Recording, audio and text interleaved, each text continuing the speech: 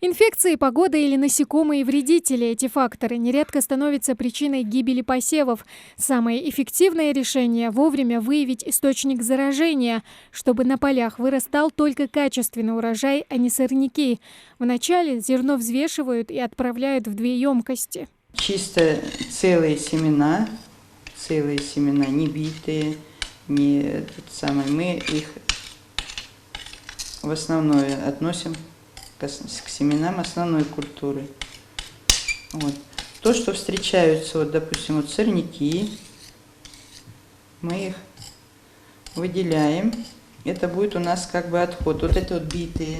Быть урожаю или не быть, отделив зерна от плевел, семена проверяют на влажность и всхожесть, а после очистки проводится уже полный анализ. Масса у нас 10 грамм данной навески. Из нее мы вычитаем то, что у нас в отход пошло, там 0,50, допустим, грамм, 0,30 грамм, смотря тоже в зависимости от культуры. Мы делаем высев, высеваем песок, набиваем 2 растильни у нас специальные для высева семян. Песком набиваем, смачиваем этот песок согласно ГОСТа и высеваем.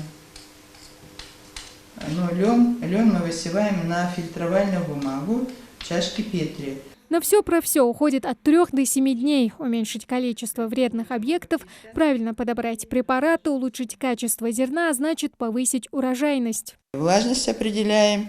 У нас идет воздушно-тепловая установка, на которой мы проверяем влажность. Значит, разница между до высушивания и после высушивания, между ними разница, с нее мы определяем влажность, какая же находится в данном образце. Вот. И со второй навески мы также выделяем отход, частоту определяем и массу тысяч семян. Вот. Масса тысяч семян она необходима для расчета нормы. После того, как исследования закончены, фермерским хозяйствам даются необходимые рекомендации, как получить хороший урожай. На сегодняшний день региональным Россельхозцентром уже проверено около 6000 тонн яровых семян. На посевные качества, да, овес идет, яровой ячмень. Это вот сейчас они уже почти закончили хозяйство, высев.